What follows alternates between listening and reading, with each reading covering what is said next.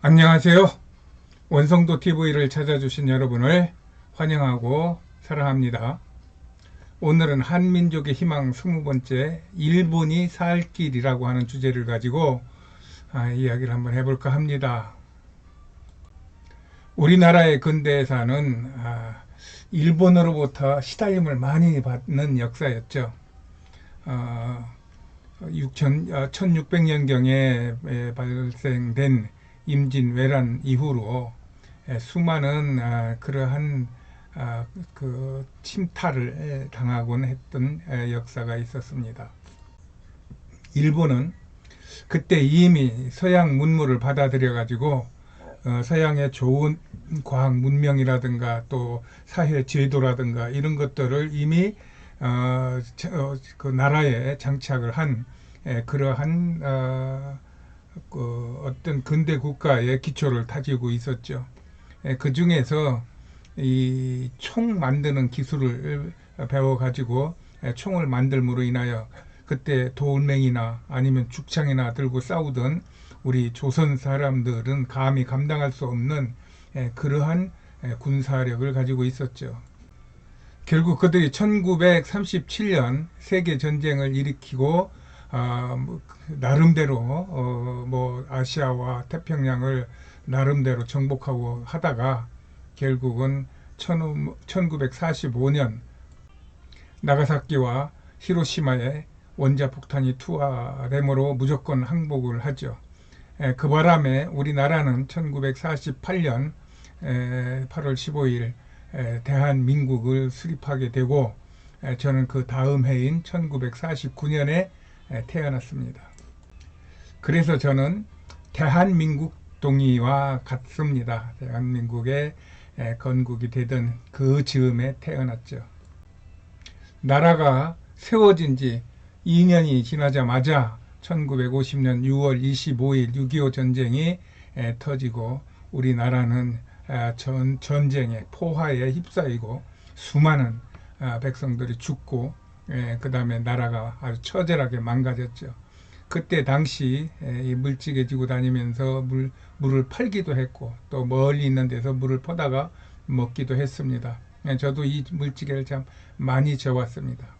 그러나 일본은 패하기는 했으나 이미 가지고 있던 그런 국가 체제를 가지고 있었고 또 발달된 그 문명이 있었기 때문에 이미 그런 체제 안에서 그 다시 이제 재정비를 하는 차에 우리나라가 6.25가 터지고 그 바람에 미국은 일본 그 전쟁 국가였던 일본을 이용하여 군수 물자라든가 이런 것들을 대주고 함으로 인하여 일본이 급격하게 부흥하게 되죠. 그때 한국과 일본은 이 그림에서 보는 대로 이렇습니다. 그 국가 총 생산량은 20억, 한국이 20억, 일본이 450억, 20배도 넘죠.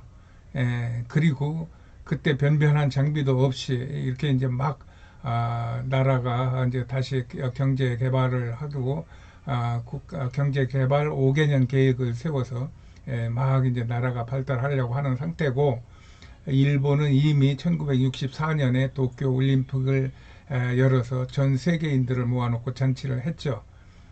그런데 여기서 눈여겨볼 거는 이때 뭐 신진 자동차, 그 다음에 현대 중공업, 그 다음에 포항 제철 이런 회사가 생긴다는 얘기입니다.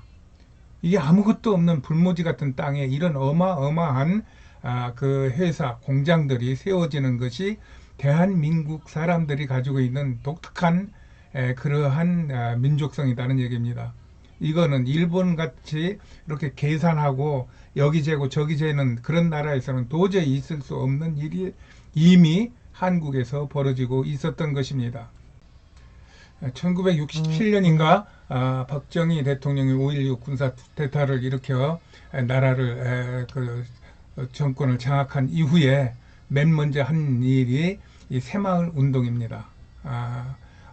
어떻게 해서라도 이 나라를 한번 잘 먹고 잘 사는 이런 나라를 만들어 보겠다고 하는데 그게 국민들을 동원하지 않으면 안 된다는 걸 알았어요.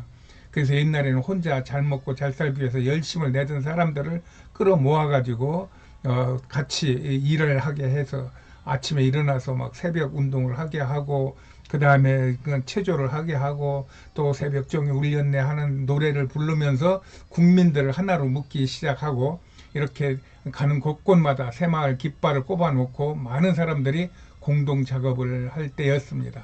이때 일본은 이미 근대 국가가 완성된 그런 때였습니다. 이런 국가 재건 운동을 기반으로 하여 우리나라가 급속히 발달을 하기 시작해서 결국은 1988년 우리도 서울에 세계인들을 모아놓고 올림픽 잔치를 하고, 그때 그 이전에 경부 고속도로를 준공시킵니다.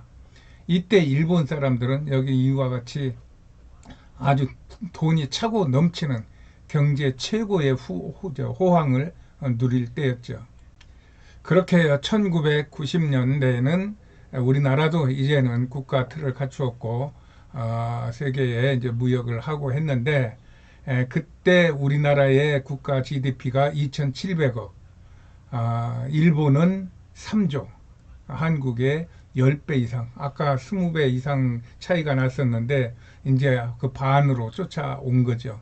네, 대한민국이 짧은 기간 안에 많이 쫓아오고 있습니다, 지금. 그러다가 2002년에 결정적인 반전이 일어납니다. 물론 이건 스포츠지만 스포츠라는 국력이 모아지는 게 스포츠지, 스포츠 혼자 국가 따로 스포츠 따로 갈 수가 없습니다.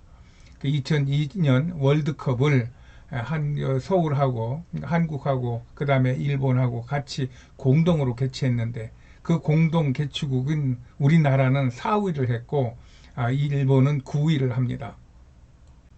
이러므로 인하여 여지까지 우리가 일본을 이기자 소리만 했지 한 번도 일본을 이겨볼 엄두를 못 냈는데, 드디어 우리나라가 일본을 누르고 4위를 하고 일본을 9위로 밀어낸 겁니다. 이때부터 상황이 달라지기 시작합니다. 그러므로 월드컵은 그냥 축구 대회가 아니라 우리나라의 국운을 그냥 끌어올린 결정적인 동기부여가 있었던 그런 건국 이래 최대의 행사일 수 있습니다. 그 후로 한국은 눈부신 발전을 하게 되죠. 이 삼성이라고 하는 공룡 같은 회사가 자리를 잡더니 일본의 모든 회사들을 집어삼키기 시작합니다. 그래가지고 그 전에 우리 때는 일본 가서 배워오는 게 그게 가장 잘하는 기업 어떤 그 방침이었는데, 이제는 일본을 앞서서 일본에 있는 기업들을 누르면서 앞에 나가기 시작하고, 뭐 스포츠, 문화, 예술 모든 면에서 일본을 압도하기 시작합니다. 특별히 2011년도에는 일본에 쓰나미가 발생함으로 인하여 일본은 그야말로 뭐 그동안 전쟁을 하면서 다른 나라를 괴롭힌 것 못지않게 어마어마한 피해를 받고 그 후유증을 지금도 앓고 있는 중입니다. 이것이 최근의 일본과 한국의 모습이라고 볼 수 있습니다. 사진이 아주 잘 말해주네요. 한국의 사진은 막 빛을 발하면서 막 이렇게 피어오르는 사진이고, 일본은 뭐 도시가 우리보다 못지 않은데 어두우면서 가라앉는 그런 사진이네요. 보시다시피 개인 GDP도 우리나라가 36,000달러, 그 다음에 일본이 38,000달러인데 어떤 이런 그 뉴스에서는 우리나라가 앞질렀다는 얘기도 있고 그렇습니다. 그러나 이거는 뭐 앞질르고 안 앞질르는 건 별로 중요하지 않습니다. 이미 일본은 저 밑으로 처지기 시작했고 우리나라는 지금 앞으로 막 뛰어나가기 시작하기 때문에 일본이 뭐 조금 뭐 더 앞서니 많이 하는 것은 큰 의미가 없습니다. 우리가 앞서고 있는 확실한 데이터를 하나 보여드리겠습니다. 이게 세계에 있는 기업체들이 가지고 있는 재산이 얼마냐 하는 것을 그 순위를 먹인 것입니다. 지금 이 순위에 2021년 순위입니다. 이게 현재 순위가 이렇게 되고 있고 1980년 순위가 비교로 여기 나왔습니다. 참고로 먼저 1980년 순위를 보면은 1위부터 20위까지인데 거의 다 일본이 독차지하고 있어요. 이렇게. 이게 뭐 거의 다 일본이에요. 미국 회사가 몇 개 있고, 그 다음에 네덜란드 회사가 뭐 한 개 있고, 그 다음에 중국 것이 있나? 중국은 아직 그때는 끼지도 못했어요. 이렇게 일본이 어마어마한 나라였다는 것입니다. 그런데 지금은 어떻습니까? 여기를 보면은 뭐 애플, 마이크로소프트, 무슨 뭐 구글, 아마존 이런 데가 랭킹을 휩쓸고 있는데 이것들이 다 미국, 중국, 대만, 대한민국이라 이 말입니다. 일본은 20위에 끼지를 못하고 있어요, 지금. 그래가지고 일본이 규모가 큰 회사가 어디냐면 자동차 회사 도요타 회사입니다. 도요타 회사가 그 자산 30조 원을 가지고 있는데 우리나라 삼성이 60조 원입니다. 삼성이 일본 회사의 2배나 큰 그런 큰 회사를 만들어 가지고 지금 세계하고 경쟁하고 있는데 지금 일본은 그 잘 나가던 일본이 지금 가장 잘 나가는 도요타가 34위, 그것도 삼성의 반밖에 안 되는 그런 정도의 회사를 지금 갖고 있다는 얘기가 됩니다. 여기서 저는 한국과 일본을 한번 비교를 해보는 것입니다. 일본은 여러 가지로 영리하고 야가요. 그래서 손해날 짓을 안 하고 자기네들한테 피해를 줬더라도 어떤 이득이 되겠다 싶으면 얼른 자세를 바꿔가지고 그들과 친하게 지내는 그런 모습을 우리는 볼 수 있습니다. 우리 한국은 그거하고는 조금 달라요. 조금 고집스럽고 어떤 때는 계산 없이 막 행동하는 것 같은 그런 행동을 한국은 잘 합니다. 아까도 얘기했듯이 60년대 그 허벌판에 거기다가 조선소를 짓겠다고 어마어마한 그 공장을 짓겠다고 그러고 그 다음에 거기에다가 포항제철이라고 하는 어마어마한 제철 회사를 그 쇠를 어디다 쓰겠다고 그 제철 회사를 만들었는지 이런 것들은 정말 놀라운 한국인들만이 가지고 있는 민족성이 아니면 할 수 없는 것이다 이 말입니다. 저는 여기에서 한국과 일본을 비교하는 겁니다. 한국은 우리 인간들이 생각할 수 없는 지경에 있는 어떤 것을 가지고 있는데 그것이 한국 사람들의 노력에 의한 것이냐 아니면 DNA에만 의한 것이냐 저는 아니라고 봅니다. 하나님께서 세계를 이끌어 가시는데 세계를 이끌어 가실 때 하나가 누군가가 앞서서 파이롯이 돼가지고 그 세계를 이끌어 가야 되는데 그때 필요한 나라가 그냥 계산이나 판단이나 어떤 과학이나 기준이나 갖다 대는 나라 가지고는 안 된다는 얘기입니다. 그래서 하나님께서 우리 한국을 만드실 때 그런 헌법을 그 성경을 중심으로 만들고 모든 법치 체제를 성경적 체제를 유지하게끔 만들어서 대한민국을 세워 주시고 거기에다가 하나님의 은혜와 축복을 부어 주셔서 대한민국이 소위 세상 사람들이 말하는 기적이라고 하는 것을 일으키는 나라가 되었다는 것입니다. 그렇다면은 이것을 누가 막습니까? 미국이 막습니까? 미국하고 중국하고 그 다음에 러시아가 그 연합해서 한다고 해서 막히는 겁니까? 안 됩니다. 이거는 부실 수도 없고 그렇다고 바꿀 수도 없고 인정해 주는 수밖에 없는 것입니다.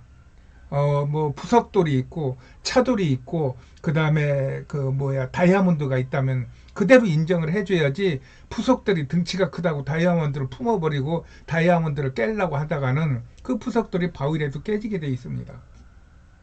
이런 면에서 저는 대한민국에 희망을 갖고 있습니다. 그것은 대한민국이 하나님을 믿지 않을 때 애초 건국 때부터 홍익인간이라고 하는 세상을 널리 이롭게 해라 하는 그런 건국 이념을 가지고 만든 나라이기 때문이기도 합니다. 세상 나라를 만들 때 그런 기조를 가지고 국가 이념을 가지고 만드는 나라는 없습니다. 강하고 먼저 공격해서 나보다 약한 부분들을 약한 나라들을 공격하고 그들의 영토를 빼앗고 그들의 주권을 빼앗아서 우리 것을 배불리게 하고 강하게 하는 이런 것이 세상에 있는 국가 시스템입니다. 그러나 한국은 개국 때부터 건국 때부터 아니다, 그렇게 사는 게 아니다. 내가 좀 손해 볼지라도 널리 펼쳐 은혜와 그 다음에 그 축복을 나누라 하는 그런 정신을 가지고 있는 나라이기 때문에 이 나라가 이렇게 간다고 보고 있고, 그것은 세계 어느 나라도 흉내내지 못하는 한국만이 가지고 있는 장점이라고 저는 보고 있는 것입니다. 그래서 일본이 살으려면은 이런 한국하고 붙어야 돼요. 근데 그 일본 사람들은 그 계산 때문에 한국이야 우리가 무시를 할 수 있어 하고 무시했어요, 옛날에. 근데 지금은 이제 한국이 무시할 수 없는 나라가 됐어요. 그러니까 그게 그냥 막 밉고 그게 그냥 막 마음에 그냥 안 들어가지고 한국을 미워하고 그다음에 한국 것을 빼앗으려고만 하는데, 그런다고 빼앗기는 게 아니고 그런다고 되는 게 아닙니다. 이번에 그 2020년 월드컵 하지 않습니까? 그때 저는 엊그제 뉴스에 봤는데 한국 우리 선수들이 가서 이제 연습을 하려고 이렇게 하는 사람들을 인터뷰를 하더라고요. 근데 그들이 야, 이 더운데 어떻게 잘 되겠습니까? 하고 기자가 물어보니까 이 더운 건 나만 덥습니까? 다 덥죠. 그리고 더운 데는 우리가 더 유리합니다. 우리는 잘 할 겁니다. 하는 그런 얘기를 하는데, 그게 가만히 그냥 내 그 말로써 사람들에게 그냥 덥다는 얘기 하는 것보단 그게 나으니까 그런 얘기라도 해야지 하는 거로 보이질 않아요. 그 얼굴과 그 표정에서 진짜 그렇다니까요. 두고 보세요. 그러는 것 같아요. 그래서 저는 이번 월드컵에서 대한민국이 그동안 있었던 그 좋은 그 성적을 냈지만 최고의 성적을 내는 이 월드컵이 될 거라고 저는 믿는 사람입니다. 일본은 그렇게 월드컵을 월드컵이라네, 올림픽을 만들어 가지고 그동안 가라앉는 배가 다시 한번 중심을 잡고 뜰까 하는 많은 기대를 했는데, 지금 일본은 월드컵을 끌어안고 지금 뒤로 나가 자빠지잖아요. 심지어는 천황까지도 그런 국가 행사에 와서 이렇게 축사를 해주겠는데 참 그 참석을 안 하겠다는 얘기 아닙니까? 그리고 일본의 제1의 기업 도요타가 모든 자동 차량이라든가 그런 것들을 주 후원사로 나섰는데 거기도 참석을 안 하겠다고 지금 그러고 있지 않습니까? 그리고 뭐 러시아가 참석을 하니 안 하니 지금 뭐 이게 잔치를 벌려놓고 이게 무슨 결혼식 잔치가 초상집으로 바뀌는 이런 일이 벌어지고 있는 겁니다.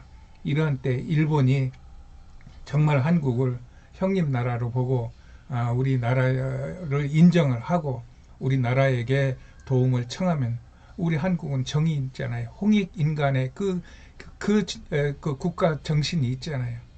그러면은 힘들고 어려워하는 이웃에게 손을 잡아주고 그들과 함께 연합한다고 하면은 연합도 해줄 수 있고, 만약 일본과 북한과 우리 남한 이 셋이 하나로 뭉쳐진다고 하면은 이거를 누가 막습니까? 세상에 누가 막습니까?